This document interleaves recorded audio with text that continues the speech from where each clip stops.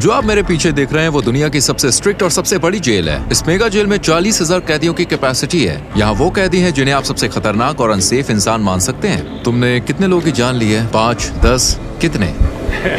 50 से ज्यादा।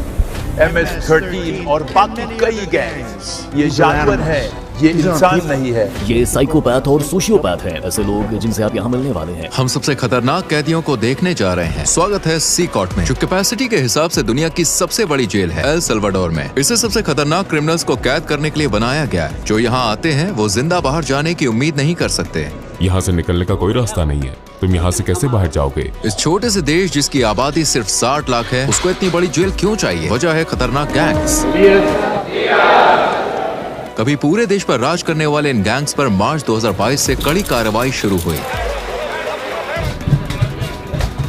राष्ट्रपति नायाब बुकेले के शासन में सिर्फ 16 महीनों में 70,000 से ज्यादा लोग को अरेस्ट किया गया। ये देश की एडल्ट पॉपुलेशन का करीब 2% है। बसों ने रात के अंधेरे में एक सख्ती से तैयार किए गए ऑपरेशन में हजारों गैंग के सदस्यों को जंजीरों में बांधकर सी कॉट पहुंचाया। एक के पीछे एक बैठाए, सिर झुकाए, वो एक ही भीड़ की तरह दिख रहे थे। हथियारबंद गार्ड से घिरे होने के कारण उनमें से किसी ने भी आदेशों का विरोध करने की हिम्मत नहीं करी। एक ही दिन में उनकी जिंदगी पूरी तरह से बदल गई। हम यहाँ के सबसे खतरनाक गैंग लीडर का इंटरव्यू भी करेंगे। 10 मिनट। 2022 में बनी ये जेल बहुत बड़ी है। ये जेल जो है ये करीब 410 एकड़ में फैली है दोस्तों। और आपको बता दें इसमें करीब 8 अलग अलग हिस्से हैं। हर 2 हिस्सों को 3 मीटर ऊंची दीवार और नुकीले तारों से घेरा गया है। ये पूरी जगह 9 मीटर ऊंची दीवार और 3 मीटर ऊंची बिजली की तारों वाली फेंस से घिरी हुई है, जिसमें 15,000 वॉट का करंट है। 19 वॉच टावर्स हर हरकत पर नजर रख रहे हैं ताकि कुछ भी छूट न जाए। यहाँ की पूरी डिजाइन सिर्फ भागने से नहीं रोकती, बल्कि भागने के ख्याल को ही मिटा देती है। हेलो, हमारे पास प्रेसिडेंसी से परमिशन है। सोल्जर्स ने हमें रोक लिया। हमें उम्मीद है कि ये आखिरी चेक पॉइंट होगा। सी कॉट के आसपास के 2 किलोमीटर के दायरे में जैमर ने सारे सिग्नल्स ब्लॉक कर दिए हैं, जिससे कम्युनिकेशन बंद हो गया है। जेल की सुरक्षा के लिए 600 से ज्यादा सैनिक सिर्फ बाहरी सुरक्षा पर तैनात हैं। जेल में दाखिल होने से पहले हमें अपनी सारी चीजें यहीं छोड़नी होंगी। हम सिर्फ कैमरा और माइक्रोफोन साथ ले जाएंगे बस। धीरे धीरे पास करो, कैमरे की तरफ देखो। Body scanner. मुझे याद नहीं रहा कि मैंने अपनी वेडिंग रिंग उतारी है। इसे वहाँ रखना होगा। ये मशीन कुछ भी छुपने नहीं देती। ये हाई कैपेसिटी एक्सरे स्कैन हड्डियों और अंदरूनी अंगों तक को दिखा देता है। इसे खासतौर पर नए कैदियों की जांच के लिए इस्तेमाल किया जाता है, ताकि कोई भी अपनी बॉडी में ऐसा सामान न ले जाने की कोशिश करे जो पूरी तरह से प्रतिबंधित है। ये लोग चीजें निगल लेते थे या फिर और एड्स के जरिए अंदर लाने की कोशिश करते थे। माइक्रो SD कार्ड, माइक्रोचिप्स और यहाँ तक कि फोन चार्जर भी। एक और गहन बॉडी चेक की गई। अपने जूते उतारो। उन्होंने हमारे सॉक्स को भी अंदर से चेक किया। हमें केवल सिक्योरिटी पार करने में 1 घंटा लग गया, जबकि हमें मीडिया के रूप में इनवाइट किया गया था और इसके लिए महीनों पहले अप्लाई किया था। गार्ड्स ने मास्क पहना है क्योंकि वो यहाँ एक जोखिम भरा काम कर रहे हैं। अगर उनकी पहचान हो गई तो टाउन सेंटर्स जाना उनके लिए और भी खतरनाक हो सकता है, क्योंकि इनके गैंग्स के बहुत सारे कनेक्शन है, इसलिए उन्हें अपनी पहचान छुपानी पड़ती है। आप मास्क क्यों नहीं पहनते? मुझे उनसे आमने सामने बात करनी पड़ती है, उनकी आंखों में देखकर। वो पहले से ही जानते हैं कि मैं कौन हूँ। अब हम रजिस्ट्रेशन रूम में हैं। ये जगह सिर्फ कैदियों के लिए है। जब किसी क्रिमिनल को सड़क से पकड़ा जाता है तो उनके पास कोई ID नहीं होती और न ही वो अपना असली नाम बताते हैं, इसलिए उनकी फिंगरप्रिंट और फोटो लेकर उन्हें सिस्टम में एनरोल किया जाता है। एक बार जब वो सी कॉट का परमानेंट पार्ट बन जाते हैं तो वो अपने परिवार और प्रियजनों से हमेशा के लिए संपर्क खो देते हैं, क्योंकि फैमिली विजिट स्ट्रिक्टली मना है। ये भी ध्यान देने वाली बात है कि बड़ी कार्रवाई के दौरान कुछ मासूम लोग गलती से जेल में बंद कर दिए गए। नो कॉन्टैक्ट पॉलिसी की वजह से उनके परिवार को ये तक नहीं पता कि वो कहाँ है या जिंदा भी है या नहीं। कुछ के लिए ये डॉक्यूमेंट्री उनके गायब प्रियजन को देखने का पहला मौका हो सकता है।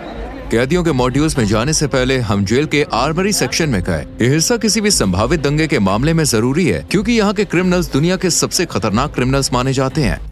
हम जो हथियार यहाँ इस्तेमाल करते हैं वो T65 राइफल है, जो कि M16 राइफल जैसी ही होती है। हमारे पास 12 गेज शॉटगन भी है। सिग सॉयर राइफल हमें तंग जगहों में भी आसानी से काम करने देती है। जब क्रिमिनल्स को अरेस्ट कर बस में ले जाया जाता है तो उनके मूवमेंट को रोकने और ऑफिसर्स की सुरक्षा के लिए कई तरह की हथकड़ियां और जंजीरें लगाई जाती हैं। क्या यहाँ पे कभी दंगा हुआ है? अभी तक कोई भागने की कोशिश नहीं हुई। यहाँ हमारे पास सबसे खतरनाक क्रिमिनल है।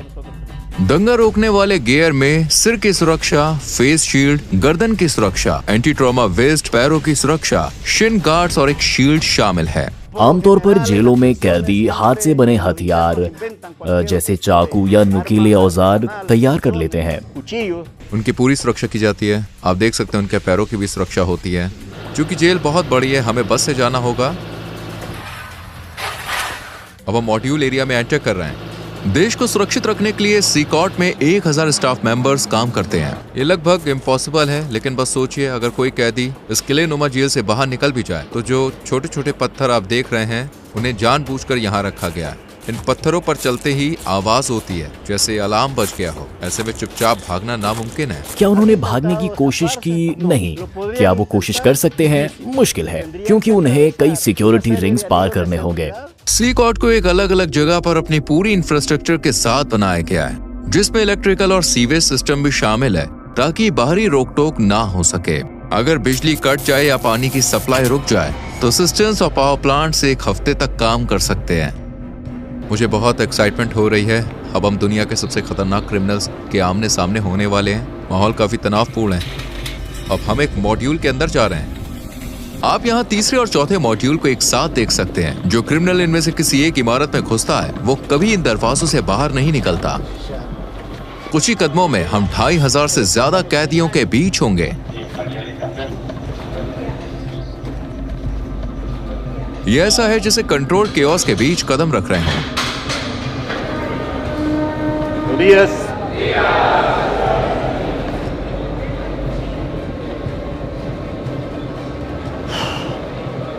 उनकी सारी नजरें मुझ पर हैं। वो मेरे हर कदम को देख रहे हैं। मैं उनकी आंखों से नजरें मिला रहा हूं। यहाँ इतने सारे लोग हैं, मेरे पास शब्द नहीं है। मुझे बहुत बेचैनी महसूस हो रही है। सभी कैदियों ने सफेद शर्ट, शॉर्ट्स और चप्पल पहनी होती है। उनके पास और कोई सामान नहीं होता। ज्यादातर कैदी मुश्किल से 20-25 साल के होते हैं और गंभीर अपराधों के लिए दोषी ठहराए गए हैं। इतिहास के सबसे कुख्यात क्रिमिनल के पास भी आमतौर पर 20 से 30 पीड़ितों का रिकॉर्ड होता है, लेकिन यहाँ कुछ कैदी सैकड़ों मासूम लोगों की जान लेने के लिए जिम्मेदार हैं। क्या मैं कैदियों से कुछ पूछ सकता हूँ? नहीं, बिल्कुल नहीं। अगर आपके कोई सवाल है तो मैं उनका जवाब दूंगा। अगर वो मुझसे बात करने की कोशिश करें तो आप क्या करेंगे? मैं उन्हें ऐसा करने नहीं दूंगा। वो जानते हैं कि अगर उन्होंने इंस्ट्रक्शंस को फॉलो नहीं किया तो उन्हें सजा मिल सकती है। मुझे जानने की उत्सुकता है कि इन ग्रुप लीडर्स में से किससे मेरा इंटरव्यू होगा। हमें इस पीली लाइन को पार करने की इजाजत नहीं है, क्योंकि ये दुनिया के सबसे खतरनाक इंसानों में से हैं। हमारे और उनके बीच कोई सलाखें नहीं है और हर कोई जानता है कि यहाँ कुछ भी हो सकता है। इस मेगा जेल के 8 मॉड्यूल में से आपको बता दें हर एक में 32 सेल हैं। हर सेल में करीब 80 कैदी होते हैं, लेकिन ये संख्या 150 तक जा सकती है। जेल अभी अपनी पूरी क्षमता पर नहीं है, लेकिन फिर भी हर कैदी के पास केवल 0.5 स्क्वायर मीटर्स की पर्सनल जगह है। कैदियों को ना तो कोई वेंटिलेशन मिलता है और ना ही सेल के बाहर चलने का कोई आंगन। यहाँ हर कैदी को इतनी लंबी सजा दी गई है जिसको आप इमेजिन भी नहीं कर सकते। एक चीज जो नहीं बदलती वो ये है कि ये कैदी कभी भी बाहर नहीं जाएंगे और कभी सूरज की रोशनी नहीं देख पाएंगे। जेल के अंदर बाहर आने जाने की इजाजत केवल स्टाफ और कभी कभी मीडिया को है। ये लोग कभी भी इस बिल्डिंग को नहीं छोड़ेंगे। अगर आप उनके चेहरे को देखें तो उनकी आंखों में खालीपन दिखेगा। इनके पास भविष्य के लिए कोई उम्मीद नहीं है। ये लोग बहुत रोबोटिक लगते हैं। इनकी जिंदगी एकदम बेजान चल रही है। ये खुला कोना इनका टॉयलेट एरिया है। 80 कैदियों के लिए यहाँ सिर्फ 2 टॉयलेट है। ये काफी अपमानजनक है। इनका पूरा कॉन्फिडेंस और अनुशासन यहाँ तोड़ दिया जाता है। जहाँ ये टॉयलेट करते हैं वहीं पर ये नहाते भी हैं। खुद को साफ करने के लिए वो प्लास्टिक के डायपर्स और एक ही बेसिन का इस्तेमाल करते हैं। उनकी सेल में पीने के लिए सप्लाई नहीं है, इसलिए उन्हें पीने के पानी के लिए एक नीले बैरल पर निर्भर रहना पड़ता है। जहाँ कैदी सोते हैं वो है मेटल के बंक बेड, न तकिया और न ही गद्दा। हर कैदी को सिर्फ जरूरत भर का सामान मिलता है। एक सफेद चादर, एक यूनिफॉर्म, मोजे, चप्पल और एक तौलिया, बस यही। ये कैदी अपने 4 लेवल वाले बंक बेड पर पूरा दिन बिताते हैं। इन्हें ऐसे ठूस कर रखा गया है जैसे गोदाम में सामान रखा जाता है। स्वच्छता और अनुशासन के लिए कैदियों के बाल हर 2 हफ्ते में जेल स्टाफ द्वारा काटे जाते हैं। लंबे बाल या दाढ़ी सिर्फ गंदे ही नहीं होती, बल्कि इनसे तेज धार वाली चीजें भी छुपाई जा सकती है। चलो देखते हैं। अपनी शर्ट उतारो और यहाँ लाइन में खड़े हो जाओ। अब ये अपनी शर्ट्स उतार रहे हैं। ये कैदी कभी MS-13 और बोरियो 18 गैंग्स का हिस्सा थे जो एल सल्वाडोर के मोहल्लों पर राज करते थे। इन 2 दुश्मन गैंग्स ने सालों तक लोकल लोगों से पैसे वसूले और उन्हें बहुत तकलीफ दी। यहाँ बोरियो 18 और MS-13 दोनों गैंग्स एक ही सेल में हैं। हाँ बिल्कुल, पूरा मॉड्यूल ऐसा ही है, सभी इसी तरह रहते हैं। बाहर अगर कोई दूसरे के इलाके में जाता है तो उसे बुरी तरह से मारा जाता है, लेकिन यहाँ वो आखिरी सांस तक एक साथ रहते हैं। ये एक दूसरे पर हमला किए बिना कैसे रहते हैं? इन्हें साथ रहना सीखना पड़ता है। यहाँ ये जेल में है, सड़क पर नहीं। ज्यादातर कैदियों के शरीर पर यहाँ तक कि चेहरे पर भी टैटू है जो उनकी गैंग की वफादारी को दिखाते हैं। MS-13 के लिए टैटू में आमतौर पर शुरुआती अक्षर या नंबर 13 होता है। दूसरे गैंग के मेंबर 18 या 666 जैसे निशान इस्तेमाल करते हैं जो 18 तक जोड़ते हैं और शैतान का प्रतीक माने जाते हैं, या रोमन नंबर्स का इस्तेमाल करते हैं। चेहरे पर गैंग टैटू होना इस बात का साफ संकेत है कि वो संगठन के सबसे बेरहम और बड़े मेंबर्स में से एक हैं। सड़क पर ऐसे व्यक्ति से टकराना मौत को सामने देखने जैसा है। मकड़ी के जाल का टैटू रिप्रेजेंट करता है कि व्यक्ति न्याय व्यवस्था के जाल में फंसा है और लंबी जेल की सजा काट रहा है। शैतान के सींग वाला टैटू अंधेरे का प्रतीक है जो इन लोगों के शैतान की पूजा करने को दर्शाता है। कुछ तो यहाँ तक दावा करते हैं कि उन्होंने अपने काम शैतान के आदेश पर किए हैं। आंसू की बूंद वाला ये टैटू दर्शाता है कि उस व्यक्ति ने किसी की जान ली है। अगर 3 आंसू हैं तो इसका मतलब है कि उन्होंने इतने लोगों की जान ली है कि उनको अब इस चीज की गिनती भी याद नहीं है। अभी हंसो बाद में रो वाक्य वाले जो मास्क है या फिर जो जोकर के टैटू हैं, वो ये संदेश देते हैं कि मुश्किलों में भी मजबूत रहो और परिणामों का सामना बाद में करो। क्या ये सभी लोग वाकई में इतने ज्यादा बुरे हैं? ये किसी और ही लेवल पर है। सबसे खतरनाक क्रिमिनल जो अपनी मानसिकता कभी नहीं बदलेंगे।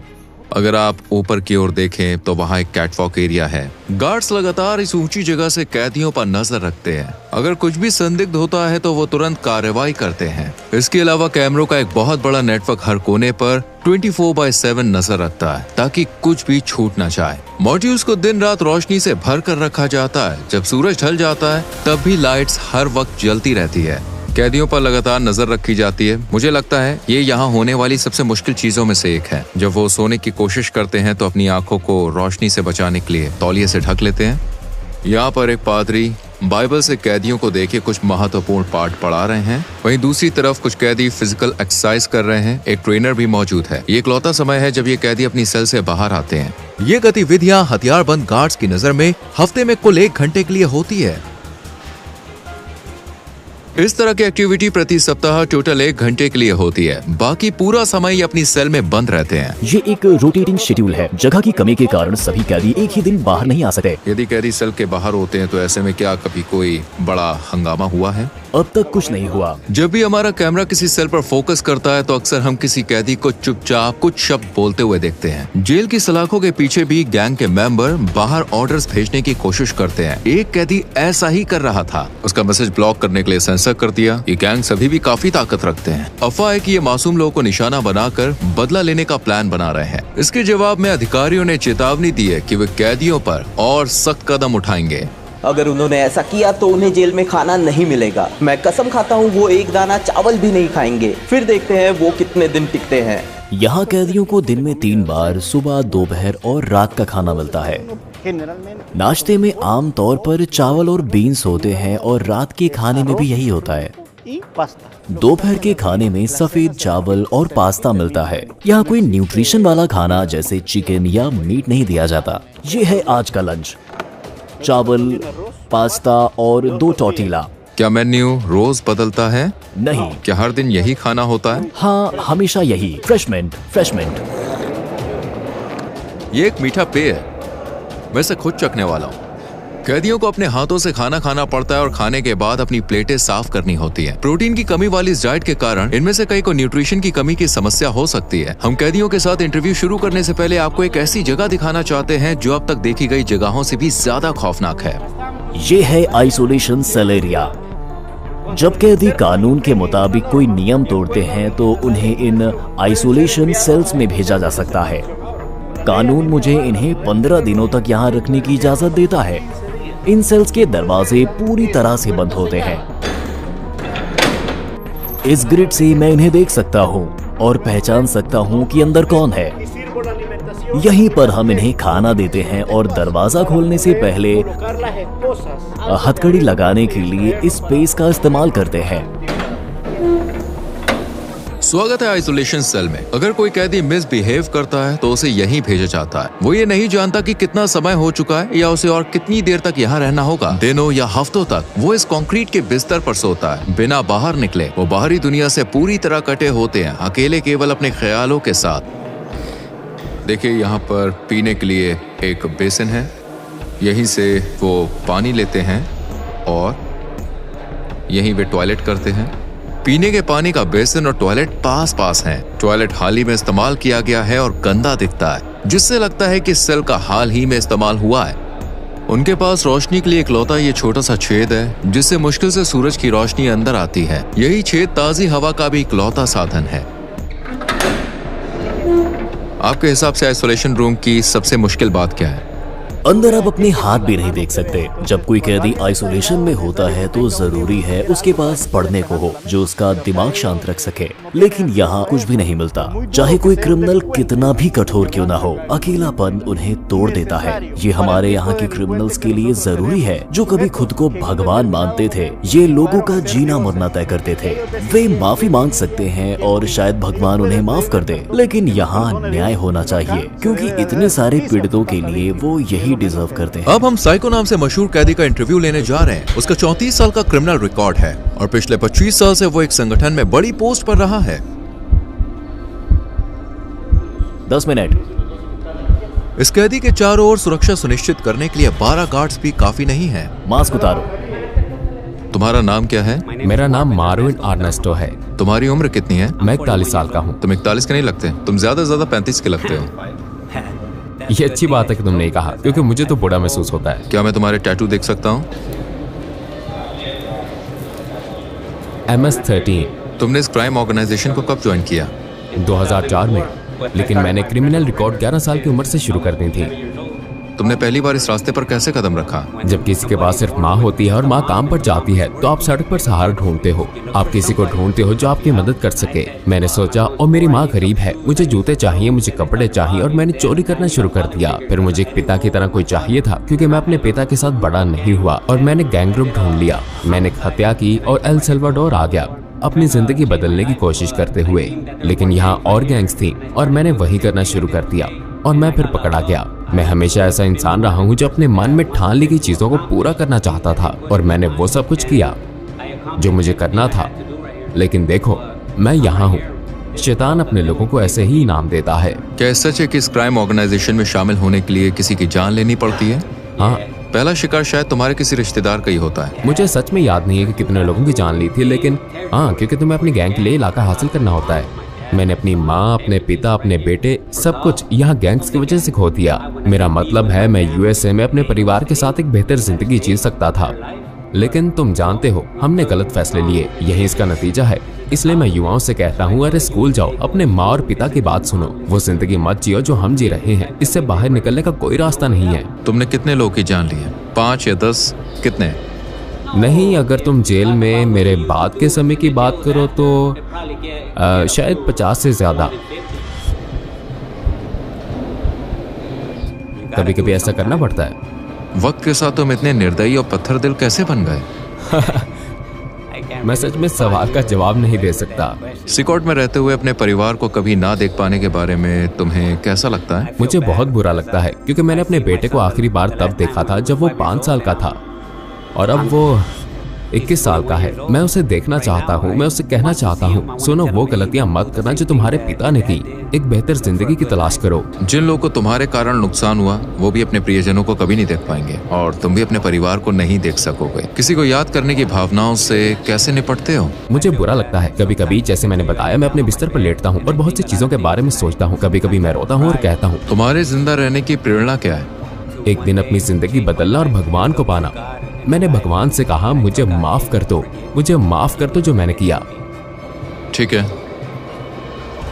आखिरकार हमने सूरज की रोशनी देखी और सच कहूं सीकॉट ऐसी जगह है जहां आप कभी भी नहीं जाना चाहेंगे, यहाँ तक कि एक विजिटर के तौर पर भी। लेकिन जिन लोगों ने सल्वाडोर के मासूम लोगों को शिकार बनाया, यह अब उनका हमेशा का घर बन गया है। इन क्रिमिनल्स ने निर्दोष लोगों का जीने का हक छीन लिया और अब वो इसकी कीमत चुका रहे हैं। सल्वाडोर की सरकार का मैसेज साफ है, अब अपराध बर्दाश्त नहीं किया जाएगा और सजा बेहद सख्त होगी। एल सल्वाडोर में सबसे ज्यादा हाई रेट लाइफ कॉस्ट या फाइट्स की वजह से चरम पर। एक साल में हर 1 लाख लोगों में से 104 अपनी जान गंवा देते थे। पिछली सरकारों ने इन गैंग्स के साथ दोस्तों समझौते किए, लेकिन इससे हमेशा के लिए शांति कभी नहीं आई। हालांकि मौजूदा सरकार का मेथड कंट्रोवर्शियल है, लेकिन 2023 तक ये नंबर तेजी से गिरकर 1 लाख में 2.4 हो गया, जिससे सल्वाडोर पहली बार दुनिया के सबसे सुरक्षित देशों में शामिल हो गया। अब तक के नतीजे साफ हैं, शहरों में शांति लौट आई और मोहल्लों में सुकून देखा जा सकता है। लेकिन उन लोगों का क्या जो गलत तरीके से जेल में डाले गए? क्या ये सही न्याय है या केवल अपराध को काबू में रखने का तरीका? क्या ये एक परमानेंट समाधान है या फिर सिर्फ एक टेम्परेरी उपाय? फिलहाल देखिए, हम आपको बता दें, जवाब साफ नहीं है और दुनिया इसे ध्यान से देख रही है। इस डॉक्यूमेंट्री को देखने के लिए धन्यवाद। अगली बार फिर मिलेंगे। सब्सक्राइब करना ना भूलें। रोहित सेनेट यहाँ था।